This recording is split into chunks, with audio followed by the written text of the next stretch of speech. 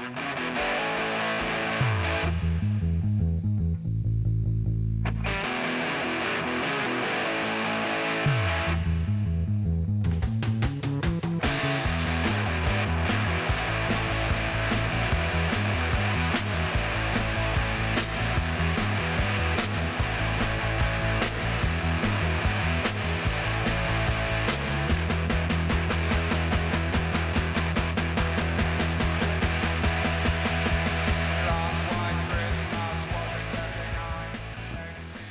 vais essayer de parler fort. Donc, la question principale était que pensez-vous que le post-TLE a besoin de légitimité pour trouver sa place,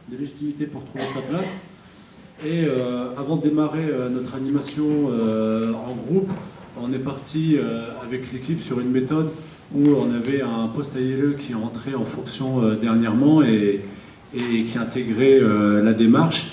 Et à partir de là, on lui a demandé qu'est-ce qu'il pensait de cette question.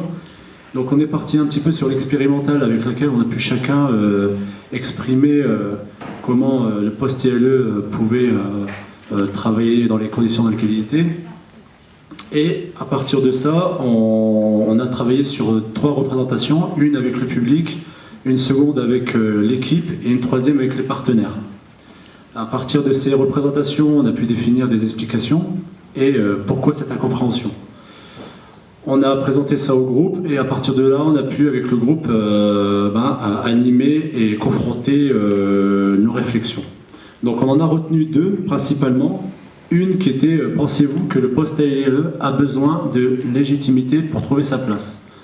Donc pour une partie du groupe, elle a estimé que non, car il existe des étapes pour favoriser son intégration dans la structure, par l'entretien déjà avec le directeur, les réunions avec l'équipe, et des présentations aux partenaires et puis avec le public. 2 points aussi, c'était qu'il doit la construire avec son public pour qu'il puisse trouver cette légitimité, et il doit à la fois conquérir, on a mis le mot conquérir, les partenaires. Dans le cas où c'était oui, certains ont signifié qu'elle ne concernait pas dans ces cas-là que le post-TLE, mais elle pouvait concerner aussi d'autres collègues de la structure, voire même la structure. Donc voilà la première idée principale.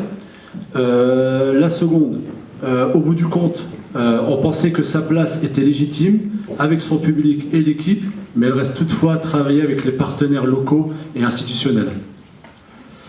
Troisième idée clé par rapport à cette question, l'appellation AILE paraît difficile à présenter aux partenaires, voire à son public.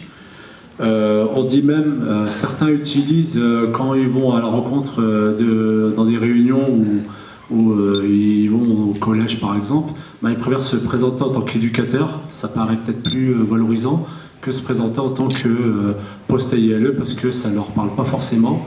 Et le fait d'utiliser le mot animateur, pour certains, ça paraît réducteur. Par contre, une fois qu'on passe à la deuxième lettre, insertion de lutte contre les exclusions, là, ils se sentent un peu plus rassurés. On va dire ça comme ça, ils se sentent mieux compris. Quatrième point, quatrième mot-clé, le post-AILE doit trouver une harmonie entre la réalité du terrain et le référentiel. Et cela interroge son parcours de formation qui n'est pas assez adapté à la réalité de la pratique et du territoire. Donc voilà, toujours dans l'adaptation, comme c'est bien expliqué, que certains ont incité que la formation des fois elle n'était pas assez riche en contenu pour préparer le stagiaire ou le professionnel à pouvoir être en pratique sur son territoire. Et le dernier point clé, c'était les politiques jeunesse définies par les collectivités, notamment les mairies, ne sont pas assez claires par rapport au post-AILE et fonctions, notamment en termes de prévention. Cela se traduit par les accueils de loisirs à l'ASH, CEJ, qui sont particulièrement ciblés sur les petites enfance et pré-ado, donc 11-17, mais quand il s'agit de la question 16-25 ans, on se retourne automatiquement soit vers les acteurs de l'insertion ou notamment le post-AILE. Donc là, il y a une réflexion qui est à mener. Donc les solutions, je vous les dirai après, à la fin, une fois qu'on aura passé la deuxième question. Donc on avait une seconde question qui était: les loisirs au détriment de l'insertion, est-ce une bonne stratégie? Pour la plupart, c'est oui, c'est une bonne stratégie si elle a du sens pour aller vers l'insertion.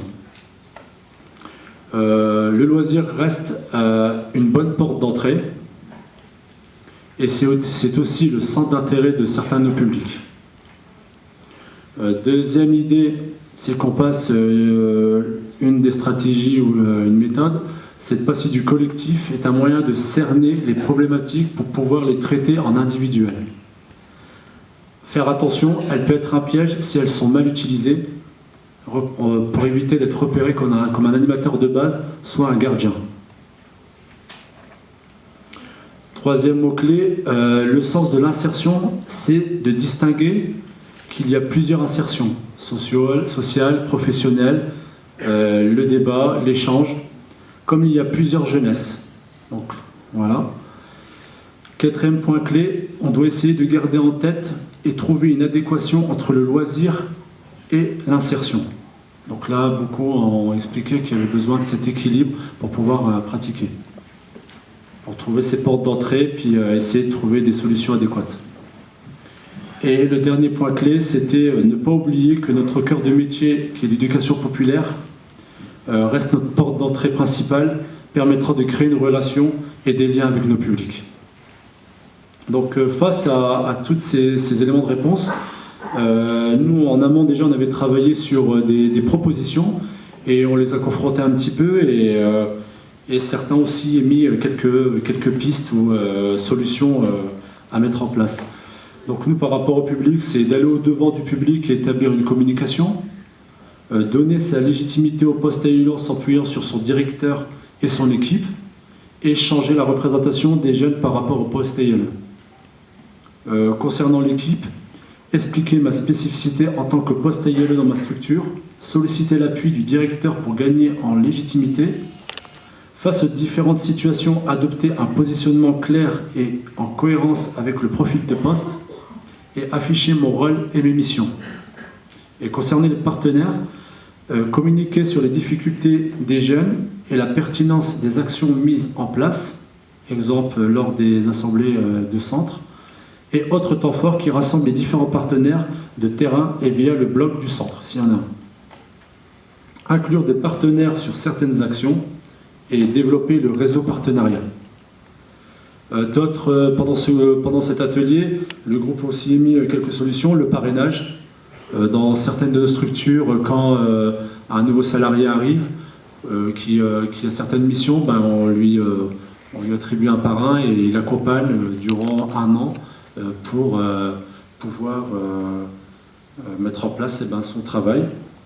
L'appellation, est-ce qu'il ne serait peut-être pas utile de réfléchir à un nouveau sigle AELE ou autre, parce que c'est ce qu'on se disait. Et reposer la question sur le rôle du poste dans une politique jeunesse sur un territoire. Et un autre point, équilibre toujours entre l'insertion et le loisir. Voilà un petit peu ce qui est ressorti de notre groupe de travail concernant ces deux questions sur la légitimité et le loisir au détriment de l'insertion. Maintenant, si mes collègues veulent rebondir, on essaie de apporter quelque chose. Donc voilà, donc si mes collègues veulent rajouter quelque chose, si ceux qui ont participé au groupe, je sais pas, allez-y, apportez tout.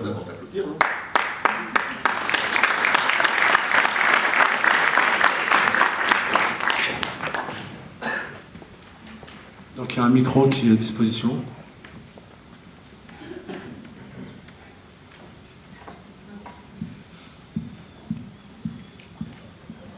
Est-ce qu'il y a certains du groupe qui veulent réagir ou on se regarde comme ça pendant un petit moment? Peut-être après, on va vous laisser repasser à la suite dans ces cas-là.